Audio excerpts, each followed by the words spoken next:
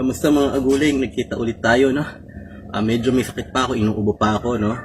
So, nakakuha kasi ako ng pera para makabili ng bagong telepono.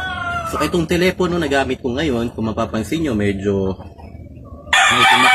Huwag kang maingay, manok, ha? Katayin kita, mamaya tinola ka. Quiet, behave. So, so, anong nga daw ba ang ulan? Tapos umaaraw na napakainit dito. So mababa kasi yung ano ng ulan dito sa Bulacan, pero napakalakas pagka umulan. Pero saktong-sakto para magtanim ka ng gulay. So anong gulay ba ang pwede natin itanim unang-una ho? Ito ho. Ito po ay kangkong, no? Kangkong siya. So ito pong kangkong na to, ano po ito? Tawag dito, Oplan kangkong o tinatawag kong Chinese kangkong kasi nga iba siya. Mas mahaba ito na manipis, mas mahaba ang dahon nito na manipis kaya sa regular na kangkong na nabibili natin sa labas o doon sa mga tindahan. So ano pa yung kagandahan nito, no? Kasi ito, pag kinuha natin sa taniman, alam natin safe dahil tayo yung tanim. Ganon din yung pechay. Guys, magtanim kayo ng pechay. May ugat pa. Kakukuha ko lang. Magtanim ngayon ng pechay. Tanggalin ko lang yung ugat. Magtanim ngayon ng pechay kasi ito, napakasustansya rin ito. Maraming tao na may gusto nito, pechay na to. Kasi, bukod sa masustansya, masarap to. Lalo na sa mga nilaga. Yan. Itong dalawan to, ito kasi yung buto nito kapag magtatanim ka, kailangan medyo maaraw. Tapos alam niyo yung katawan ng saging. So, yung katawan ng saging po, ay kukuha lang kayo ng konti.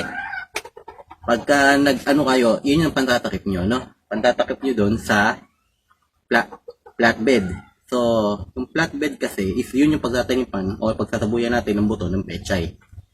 So, yung pechay kasi kapag naulan na ng napakalakas, ito po ay nagkakalusaw.